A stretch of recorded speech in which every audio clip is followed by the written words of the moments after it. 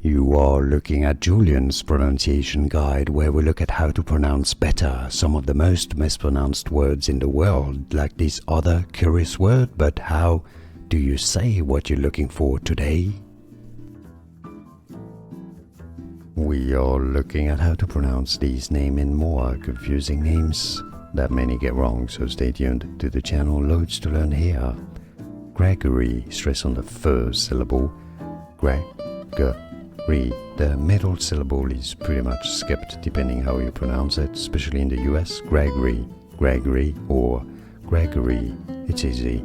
And now you know. Did you get this? Let me know in the comments. Like the video if you found it useful. It helps me a lot. I appreciate it. And more videos for you here to learn more. Thanks for watching. Here are more videos on how to pronounce more confusing words and names too many mispronounced. Like this video if you found it useful. I appreciate your support. I'll see you soon and thanks for watching.